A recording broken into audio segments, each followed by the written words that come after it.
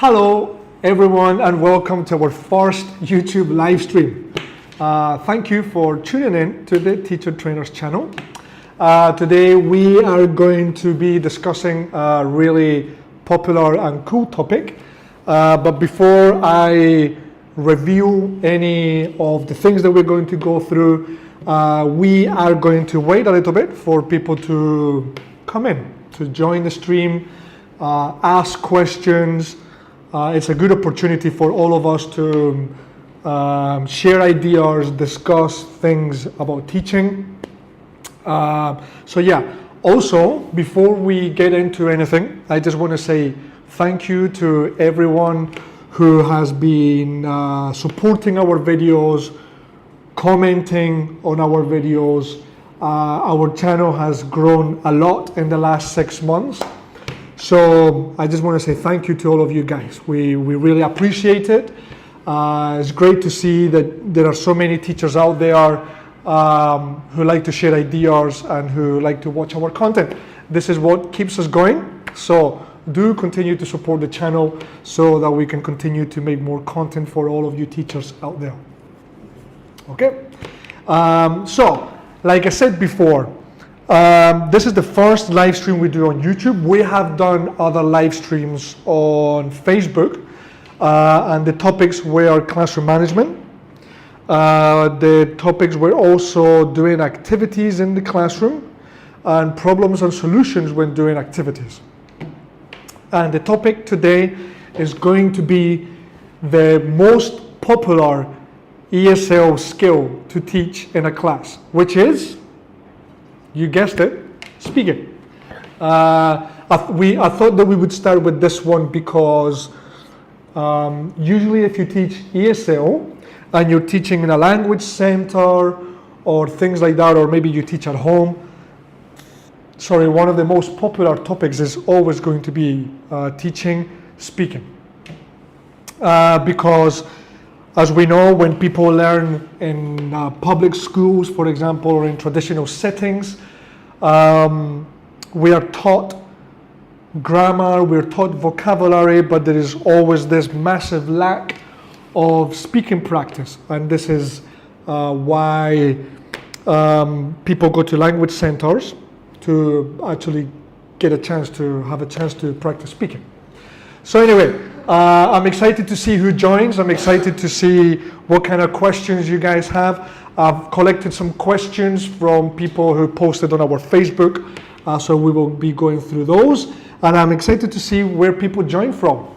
Speaking of which, I want to shout out to Miss Lin and Miss Nguyen from Vietnam, Miss Wayne and Miss Tan also from Vietnam. Hello, they say hello, well, hello back. Thank you for joining the stream. So yeah, we'll wait a couple more minutes for people to roll in. I hope that people from the Philippines join. I say that because when I check our channel demographics and where people watch us from, there's loads of people from the Philippines and India, also the US, some from Spain. So I do hope that we have loads of different people joining from different countries. It's always great to meet different ESL teachers from all across the world. So yeah, there's more people joining, so yeah, we'll give them a little bit of time. I don't want to start yet because I want to have as many people as I can in the stream so that I can answer as many questions as I can for anyone. While we wait, I just want to say, teaching speaking is, like I said before, one of the most popular ESL skills for any ESL teacher to teach. But when you go into the class and teach speaking, a lot of people think that you need to get your students to speak for the whole class. But what they neglect is that all the other skills, which are like writing, reading, grammar, all that, are also skills that you need to add in your speaking lessons to support your speaking practice. What does that mean? For example, If I want you to speak on a topic, and I just go like, okay, the topic is this, guys start talking, that's one thing. But if I say, today we're going to talk about this topic, I will give you 10 minutes to write down your ideas so that then you can practice speaking. That way you're using writing as a sub-skill to practice speaking. So it doesn't mean that speaking in a class is just speaking and that's it. So yeah, someone is asking me right now, how long have I created this channel? From Miss Lang. Hi Miss Lang, I believe you are from Vietnam, judging by your name. So hello. How long have we had this channel? Well, actually, when was it? Last Saturday, our channel turned 2 years old. So yeah, we are celebrating our 2nd anniversary. So 2 years. Yeah, so it's been a lot of hard work, a lot of videos posted. We have over 100, I think it's like something like 115 videos posted. And I'm enjoying every single moment. Every time I see someone comment or say like, oh, I watched this video and it really helped me, it just really, I don't know, this is what keeps us going. Miss Chow says, hello Adrian. Well, hello Chow, how are you doing? It's 12:05, so I believe that a lot of you will be having lunch. So if you're having lunch, enjoy your lunch while you watch the stream. This is my lunch right now, which is coffee.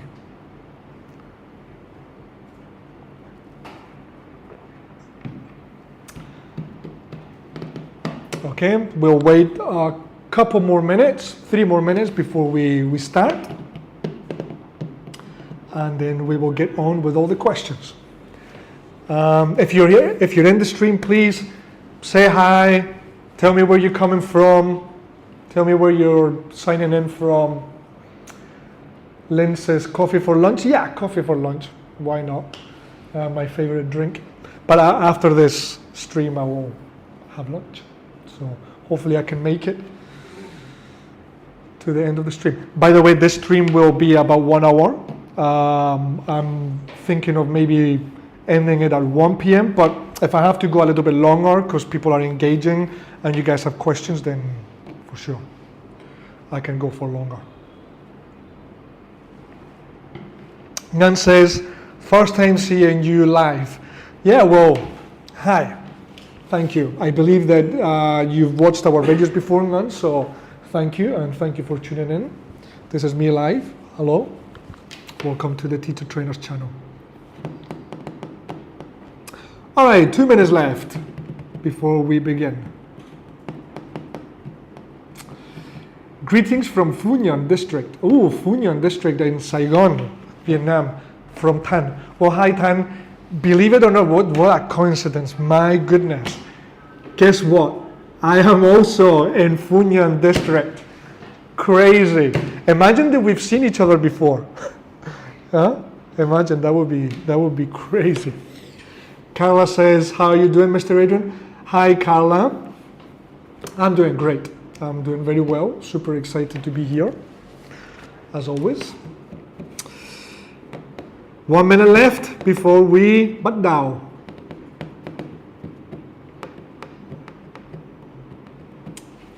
Please let me know where you're tuning in from. I would really like to know. Hopefully from different countries. Allow me to turn this down a little bit.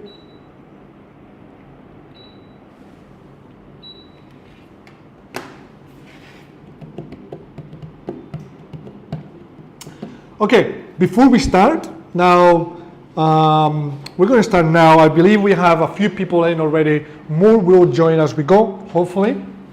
But before we start, I want to ask you guys, what type of students are you teaching? Are you teaching teenagers? Are you teaching children? If you're teaching teenagers, comment number 1. If you're teaching teenagers, comment number 2. If you're teaching adults, comment number 3. I would love to know so that I can give you more specific tips. Greetings from Binh Hoa, Miss Win. Well, hi Win. Greetings from Ho Chi Minh City. We are not too far. We are not too far. So someone said that teaching speaking is not as easy as I thought. No, actually, teaching speaking is not simple. Actually, teaching in general is not really simple. One of the things about teaching speaking that makes it kind of difficult is that speaking is a productive skill. Some people call it active skills, some people call it productive skills. But the thing here is that the effort and all the work needs to come from the students, right? So if your students are not in the mood for talking, or they're too shy, or they don't have enough kind of vocabulary to speak, it becomes very difficult. So one of the most important things, in my opinion, to get your students to speak in the class is get them to feel very comfortable doing so. We do this through icebreakers, warm-ups, creating a relaxed environment where students feel like they can speak, and if they make mistakes or they say something wrong, no one is going to judge them. Because of course, your students come to the class and they have a lack of speaking practice, they feel very nervous. They feel uncomfortable. They might feel like, they feel like sometimes they've tried to speak in a different environment and people have laughed at them, and this completely kills your confidence. So you as a teacher, your job is to build an atmosphere where the students go like, okay, when I come to this class, I feel like I can speak, and even if I do it incorrectly, no one is going to really judge me. And we do this through encouraging, through patience. So things like that are very important. So is it easy? No, it's definitely not easy. And also important to choose topics that the students know about. So if we ask students to speak about a topic that they have no idea about, it's going to make it that much more difficult. So choosing topics that they like to talk about. Like adults, they usually like to talk about their hobbies, about their families, about their jobs, things like that. Children, about things they like to play, their friends, things like that. So those are some of the things that are important to keep in mind. Okay, we have quite a few number ones actually. So we said children number 1, teenagers number 2, adults number 3, and we have a few number 1s, one number 3. So Miss Win is teaching adults. Okay, yeah, good. Adults, very rewarding age group to teach, because if you can get them to feel confident in your class and to share with you, there's so much you can do, so much fun that you can have in the class. So yeah. All right, so yeah. Let's see what other questions we have that we can discuss. So that's a little bit kind of talking about why teaching speaking is not so easy, okay? All right, Miss Win says, I am teaching many kids, okay, about 3 to 6 years old, and it's hard to make them speak in English. Okay, yes, mini kids. Okay, we've got kids and mini kids. So when you're teaching students who are 3 to 6, 3 years old, they're very young, very, very young. I mean, if you think about it, can they even speak in their mother tongue? They probably can't even really speak in their mother tongue. So in this case, if your name is Wayne, I guess you come from Vietnam, just guessing. I hope I'm right. So their mother tongue is Vietnamese. They're 3 years old. Can they even speak Vietnamese fluently? Probably not. So we cannot really expect three-year-olds to speak English really well. So when we are teaching such young ages, we kind of have to consider that using, well, the first thing is building their vocabulary is going to be the first thing. So giving them enough vocabulary so that as they grow older, as they get older, they are able to use those words in sentences. So first we focus on vocabulary, then we focus on short phrases, and then answering some basic questions like, do you like apples? Yes, I do. How are you today? I'm fine, thank you. Is this your bag? Yes, it is. No, it isn't. That, when we are at teaching those ages, that's already enough speaking for them.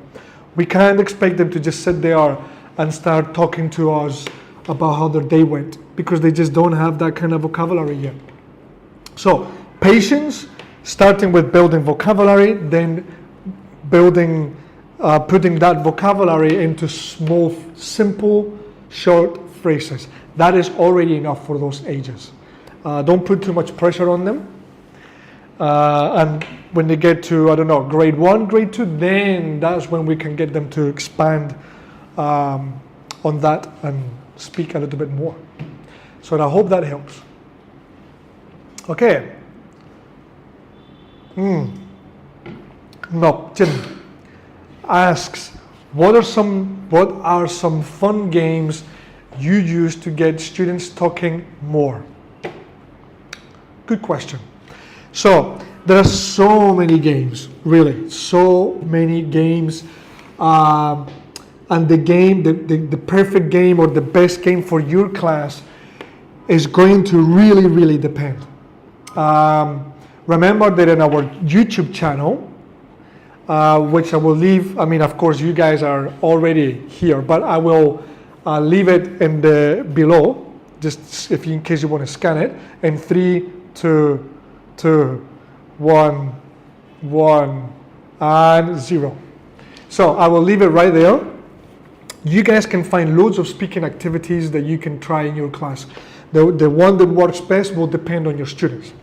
But here are some that work, that are bound to work, because they're classics. Role plays. Role plays work really well.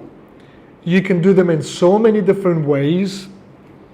You can make them more difficult, less difficult, and they work really well. Things like, for example, describing and guessing. Like for example, you put them in pairs, and I give you a word or a list of words, and the other person has a list of words. And I have to describe them, or a picture, and I have to describe the picture, and you have to guess what the picture is. All these work well because the students are working in pairs. They're doing most of the work. You're forcing them to speak. Those work really well.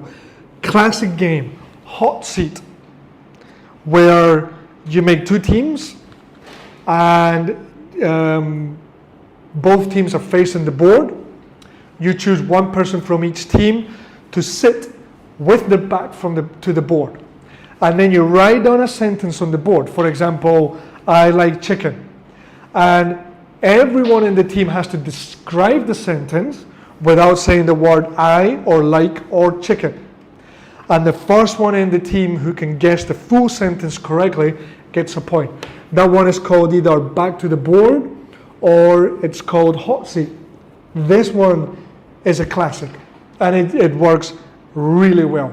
You can write down sentences on the board, or you can stick a picture on the board. Both options are good.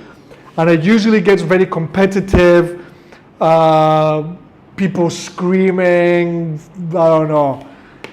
in a fun way, yelling and being noisy in a fun way. That one really works really well. Another one is one that I played with my team this morning actually. Every morning in my company we do a warm-up just to start the day, just like we all should do in our classes. And today we did an activity called Pictionary, where you divide into two groups, and one person from each group comes to the board and has to draw a picture, and the others have to guess what that picture is. Pictionary, it works really well because, you know, if your drawing skills are not really good, you end up, I don't know, just drawing something that looks really weird, and people are like, what? How is that a cat? How is that a house? And it gets very competitive, and it's a lot of fun.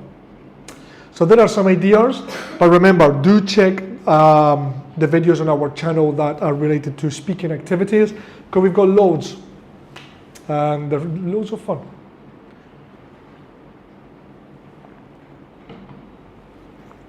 Okay. We have another question from someone called Vince. Hi Vince, thank you for your question. So Vince says, hello, I'm Vince. Hello Vince. I want to ask how to encourage students to speak at length. What I guess you mean is how to get students to not just answer short questions, right? So for example, if you ask them like, what are your hobbies? And they just say something like, I like swimming. When what we expect them to do is to go like, well, my hobbies are swimming, which I do on the weekends, and I started da-da-da-da, right? So we expect them to speak using full sentences, but rather they just keep it simple, play it safe, and just answer really with a really short answer. Well, couple of things that happen here. One is that we need to be careful how we ask them, because we need to, instead of asking something like yes or no questions or closed answer questions, we need to try and shift our questions to more open-ended questions. Like for example, describe your perfect job, for example. If I ask you that question, then I'm asking you to give me loads of details about a job that you like, right? Then the student would have to go like, oh, well, my perfect job would be a job where I work from home and I'm a freelancer, da-da-da-da. But if I ask that student go like to say like, what is your favorite job? Then they can easily just go like, YouTuber. And then you have to go like, yeah, but you know, what kind of YouTuber? Gaming. Okay, but what kind of games? And then we have to ask a lot of follow-up questions. That's the problem. So we need to keep them as open-ended as possible. That's number one. Number two is we need to be careful with the topics, because if we're asking them to speak about a topic that they don't know anything about, even if they want to, they just can't speak because they don't know anything about that topic, so they might lack ideas. So a good idea would be to give them some background knowledge about the topic that they need to speak about, and of course give them plenty of vocabulary to use. Like I said at the beginning of the stream, allowing them some time to think about what they're going to talk about. So for example, you can go like, okay, we're going to talk about where you would like to be in 10 years. So I'm going to give you 10 minutes, and I want you to work with a partner or by yourself, and I want you to take some notes first. Don't write down a full paragraph, but just note down some ideas which would mean which could be related to where do you want to live, which country, will you have a house, will you be married, will you have children, you know. And then after 10 minutes, I will ask you to speak on the topic, and then you will have a better idea of what you want to say. And if you're stuck, if the student is stuck and doesn't really know what to say, that student has some notes to, you know, and some guidelines to go off.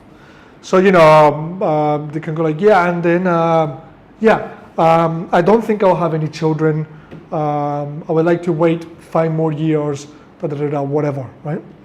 So that's why different skills can help speaking a lot.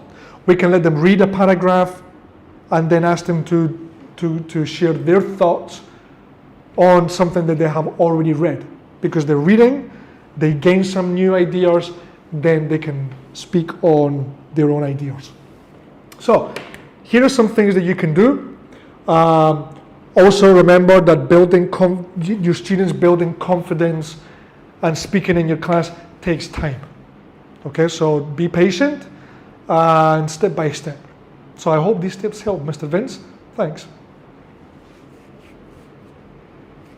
All right, we have some more questions coming up.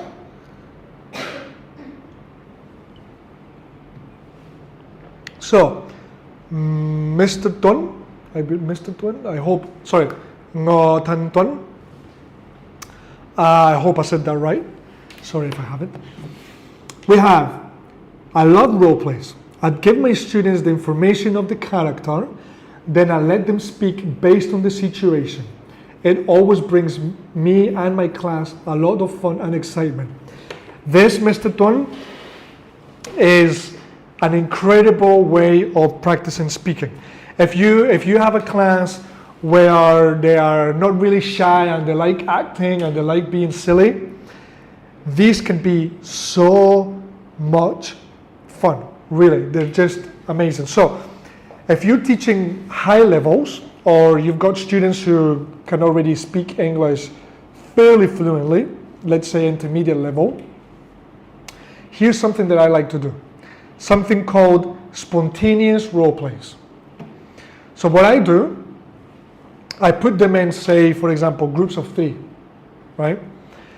And then I go group by group and I give them 3 random characters. For example, a waiter, a reporter, and a personal trainer. And then I give them a situation. For example, talking about their wives. And then I give them a place in Japan. And then they have to come up to the front and without saying who their characters are or without saying where they are or anything like that, they need to have a conversation hinting what the job, place, and situation is for the others to guess.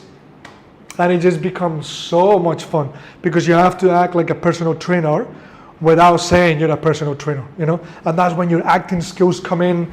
You're acting like you're fit and and things like that, and it's so much fun.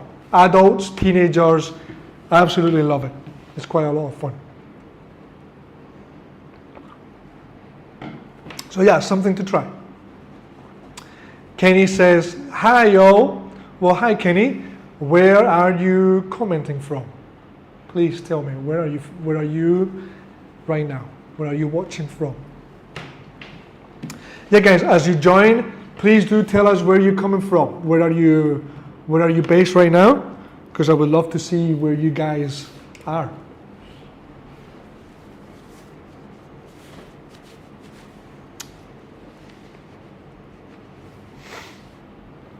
Okay, so we have someone called Ngoplin asking, how do you help students expand their answers instead of giving one-word responses?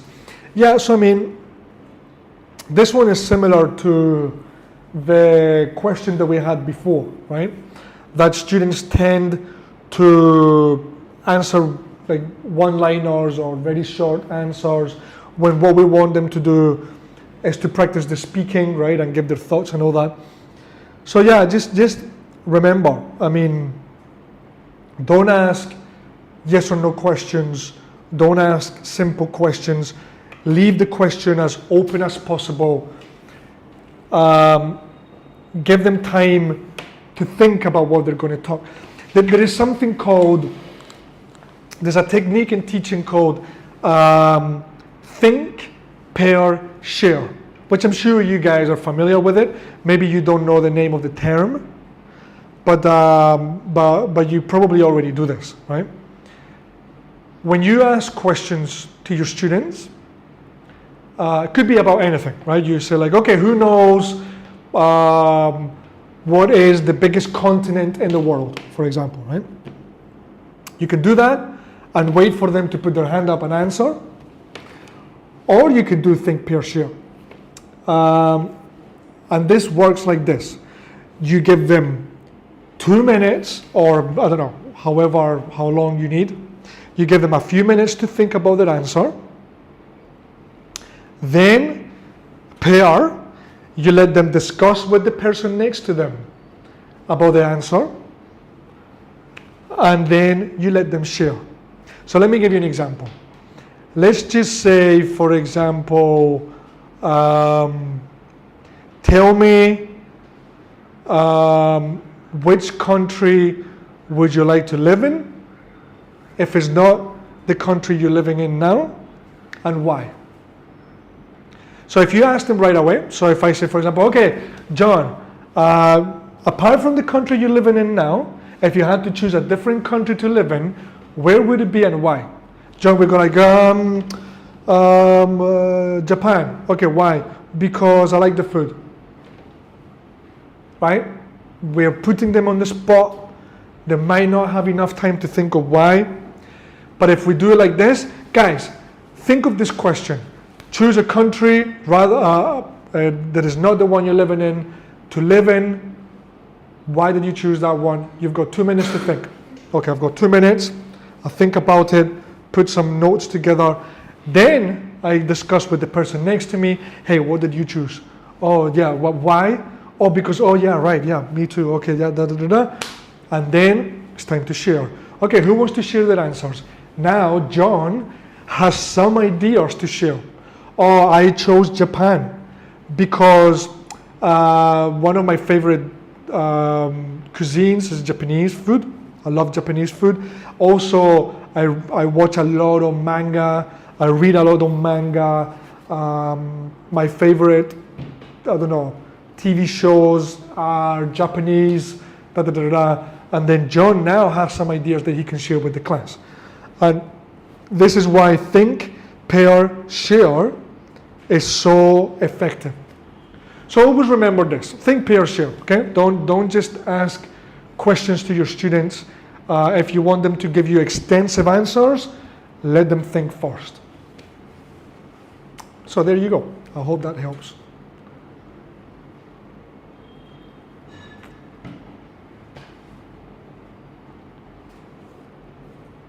Kenny says, somehow I've just lost my comment bar in the stream. Sorry guys.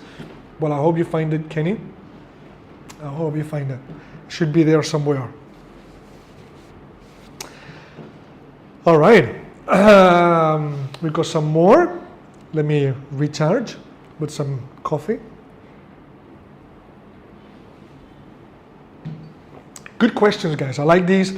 These questions are quite common, and I'm happy to be going over these because it will help a lot of people, because they're quite common for people who maybe are new to teaching or things like that, so keep them coming.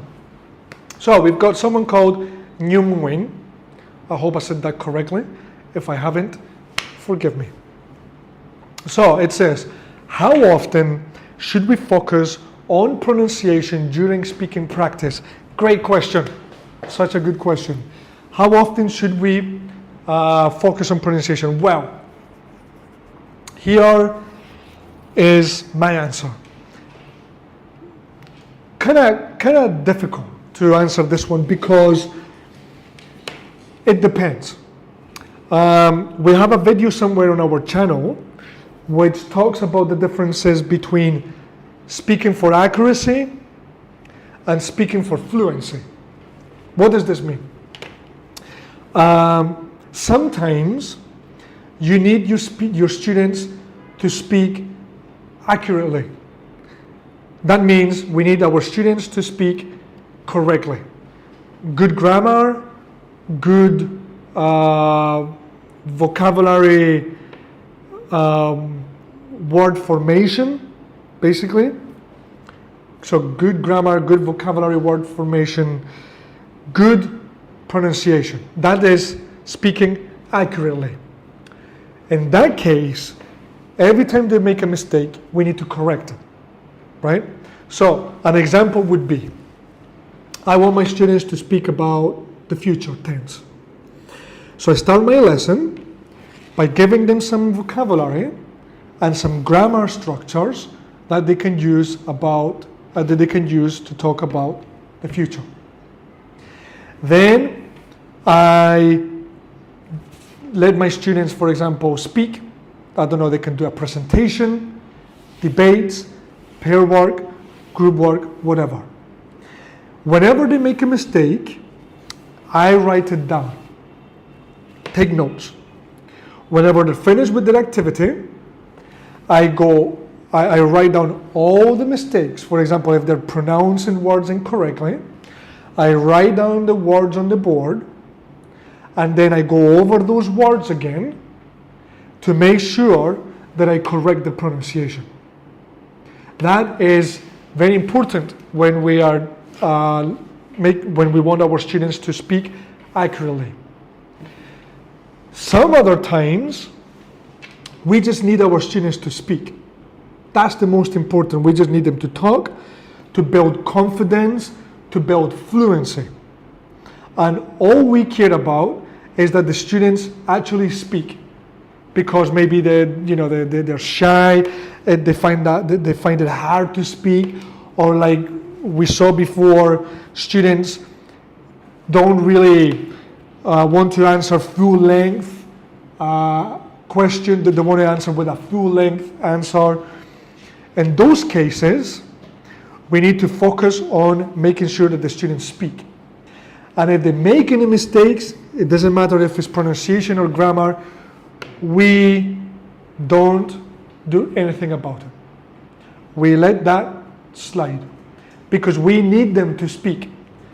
Later down the line, we can fix those mistakes. But if we are letting the students practice fluency, let them speak, forget about mistakes.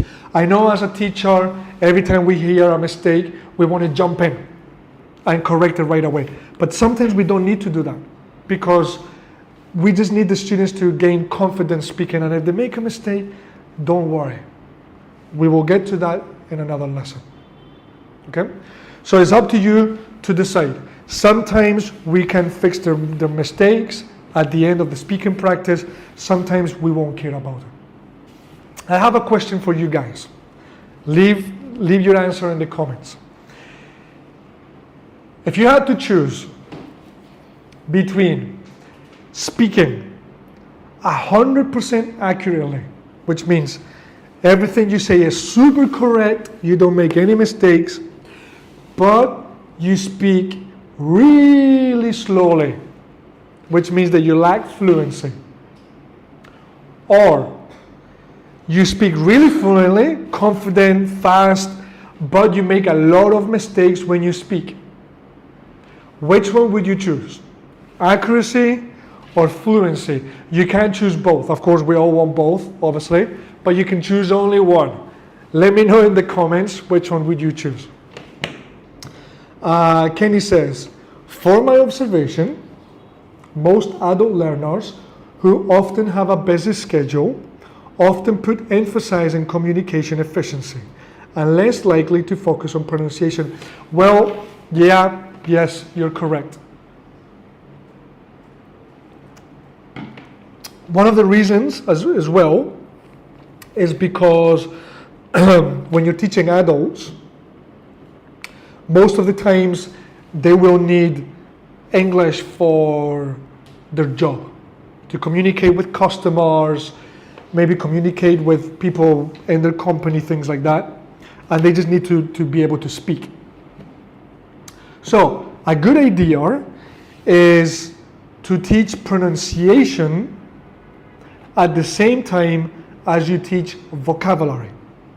So at the beginning of most lessons, we usually introduce new words to our students. That is the time for us to teach them a new word and go over the pronunciation of that word, so that when we introduce these words during speaking practice, they can pronounce these words correctly.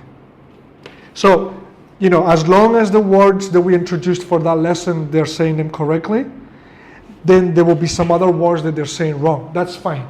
They're not going to speak 100% correctly all the time. Okay? So yeah, that's the thing about adults, right? Pronunciation takes time. Make sure that you do it when you introduce vocabulary. Okay? Well, we have some answers to my question. Would you rather speak fluently or accurately? Funny, quite interesting. We have full fluencies. Okay, we have full fluencies, 2 accuracies. Yeah, most people prefer fluency, of course. I knew that would be the case. That's usually the case, is more people prefer fluency. 5 fluencies, it keeps growing. Okay. 6 fluencies. 10. It's going to continue to grow. I know it's going to continue to grow. And yeah. 7 fluencies. So that's 7 to 2. 7 fluencies, 2 accuracies. Okay. Yeah. More or less what I thought.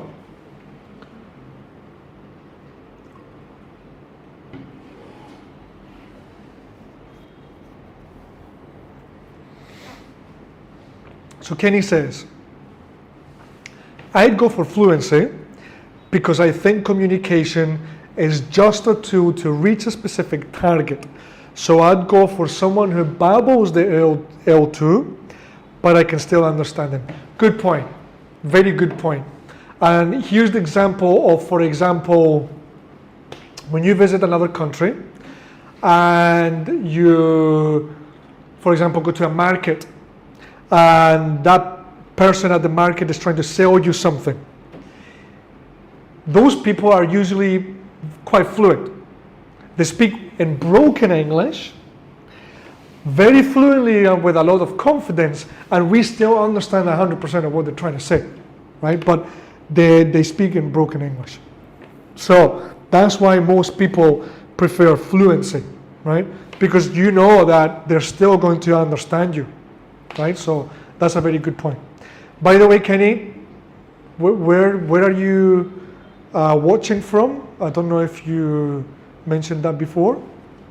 Let us know. Thank you guys for your comments and questions. This is great. Someone called Warren says, I'd have to say fluency too. I agree with Kenny, even though focusing on accuracy is important. Yeah, right. I mean, really, if we could choose, we would go like, I want both, right? Which is, mostly what native speakers are. But yeah, most people would definitely choose fluency. I agree with Warren. It's funny because a lot of native speakers, if you really analyze the way they speak, their accuracy is not always great, right? They use a lot of incorrect grammar without knowing. That's just the way it is. Okay, Miss Lung says, how do you get students to stay on topic when they're speaking in pairs? Okay. Well. Good one. Something that I really emphasize during my TESOL training sessions and workshops. Monitoring. This is something that it's very overlooked, and sometimes teachers don't do this. But you give your students, you say, okay guys, this is what we're going to do, this is the topic, this is what you have to do. You've got 5 minutes to work in pairs. And you get your students to start talking. It is imperative that the teacher monitors. This means that you don't stay standing next to the board or the teacher's desk. You walk around the class, because if the students see that you're walking around the class, they will be more likely to stay on topic. So the teacher walks, kind of listening a little bit to what they're saying, and you go like, hey guys, back to the topic please. Stop speaking Vietnamese or stop speaking your mother tongue, English only. And then you keep walking around and monitoring, ensuring that the students are doing what they're supposed to be doing. So always, when your students are doing group work or pair work, you have to monitor. Ms. Lana also says, I believe fluency will gain students' confidence. Yes, you're correct. That's why sometimes letting them speak without worrying about mistakes is so important. Great questions, guys. I'm really enjoying this. Kenny says, oh, I'm in Ho Chi Minh City. I love all of your workshops and I come to some of them. Well, thank you, Kenny. It's great to hear. I truly appreciate that. And I hope that you continue coming to many more. Thank you for being here today too.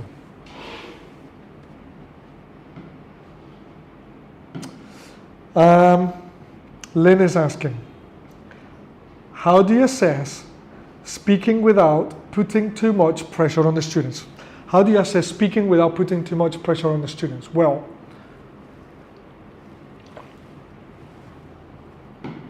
I mean, there are many ways of assessing speaking. When we think of assessing, we think of an exam, pretty much, like a test, where the students sit in front of us and we test their speaking skills. That's what causes pressure. But there are many ways of doing it, right? So we can, for example, come to the class and do speaking activities about certain topics, encouraging the students to use certain vocabulary, and simply as teachers observe. See how they're doing. Take notes without them knowing. So we go around and we go like, okay, these guys make a lot of mistakes with past tense structures. Past tense verbs, past participles, all that. So then you can go like, okay, now I know that I need to put more emphasis in going over the past tense a little bit more. And now you're assessing your students without them knowing. And that is a way of them being assessed without knowing that they're assessed, that they're being assessed, which it doesn't cause any pressure at all. So yeah, observing, taking notes, all that is what teachers should be doing most of the times, if not all of the times. So there you go. Good question, Lynn.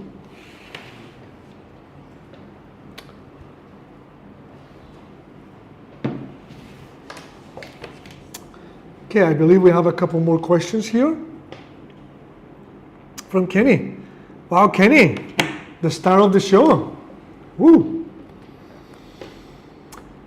Okay, I have a question. Do you have any recommendations for speaking activities for online classes with adult learners apart from role-playing? Good question. Before I forget, this Sunday, we have a workshop which I'm going to leave the link in the comment section, okay, for you guys in case you want to join. The workshop is about activities for the online class, okay? So here I will be sharing some ideas on how to practice different skills online. Okay, because remember, even if we teach online, we can still interact and do loads of different activities. So, some activities that we can do, so many. For example, I don't know, find someone who. This is a good one. You give them sheet of paper with some statements or topics. Like, for example, someone who snores, someone who's been teaching for more than 5 years, someone who doesn't eat breakfast, someone who has a twin, whatever you want, right? And then you put them in breakout rooms and you get them to ask as many people as you can to see if they can find as many people as they can who has done any of the things on your sheet. When they're in breakout rooms, you can do like 3 people in each breakout room, and then every couple of minutes switch them around to make sure that they have a chance to speak to mostly everyone in the classroom. So that's an example of something that you can do. However, remember, this Sunday I've got a few more that I can share with you guys if you want to join. The link will be in the comments. Do register. It will be a lot of fun, and it will be good to see you guys there this Sunday.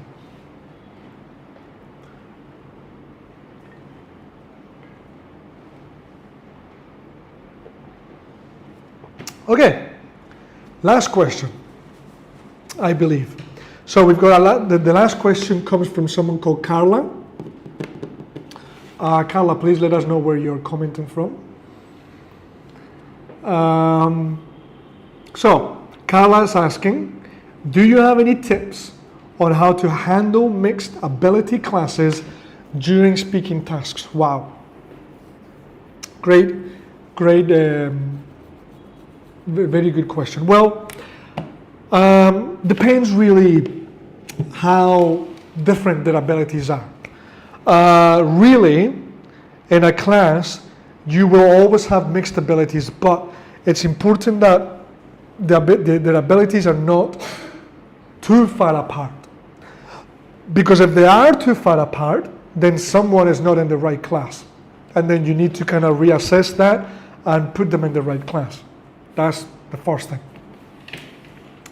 Now, if their ability is not that difficult, if their ability is not that far apart, let's just say, for example, from pre-intermediate to intermediate, then you've got 2 options. You can put all the weaker students in one group and let them speak with people who are in the same kind of ability category, and then the other ones who have stronger English in another group, so that you can kind of help a little bit more this team and things like that. So that's one way of doing things. Another thing is the ones with stronger English, you can give them different roles in their groups. So for example, they can be the one collecting the ideas from the others in the class, right? Like, okay, share your ideas. You will be in charge of writing the ideas of your groups, so that the one with the stronger ability can go like, okay, what is your idea? Yeah, okay, how about your idea? And then you can give them different roles to ensure that everyone kind of participates equally. Because if not, you've got the stronger one kind of taking over, and then the ones with kind of weaker English level not really doing much. So yeah, these are a few things that you can try. Thank you, Carla, for your comment.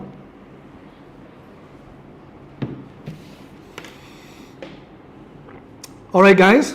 Well, I don't think we have any more comments. So before I sign out, guys, I just want to remind you that for those who need some resources for teaching, that on our website, which is inspired-td.com, we have some free resources for you guys that you can access anytime. Our YouTube videos are there. We also have something called the Teacher Oasis, where we've got resources prepared for you guys, which you can sign up and access anytime you want. You can buy specific levels depending on who you're teaching. Very, very reasonable price. I will leave the comment below in 3, 2, 1, right there. So yeah, I suggest you to take a look because it's quite useful. It saves a lot of planning time because all the lesson plans are done, worksheets are there, all that. We also have some self-study courses. I will leave the link below of our classroom management one. We've got a classroom management, which is a hot topic. Loads of people have enrolled in the course and is gained a lot of positive feedback. So I will leave the link below in 3, 2, 1. There you go. Check it out. I think it's a good course. You can access it. It's got resources, lectures that you can go over as many times as you need. Once you access it, the price again is very reasonable. Subscribe to this channel, okay? The Teacher Trainers, because weekly we post tips, ideas for activities and things like that. Our Facebook is Inspire Training and Development. We do TESOL courses online and in class. We've got workshops and events every month. So please stay updated on our page and keep in touch, okay? It's good to have a community where we can all grow together and share ideas. We also have a newsletter, which you will see in our videos, on our latest videos. If you check in the description, you can see the link to the newsletter. This newsletter, if you sign up, you will receive weekly tips to your email with tips about teaching. So please subscribe to the newsletter because it's helpful and it's free. So why not? Guys, this is the end of our live stream. I just want to say thank you for all of you guys who tuned in, interacted with me. Thank you for your comments. Loved them. Loved your input and your questions. I'm looking forward to the second one. And guys, stay healthy. Happy teaching. And I will see you guys on the next one. See you guys. Thank you.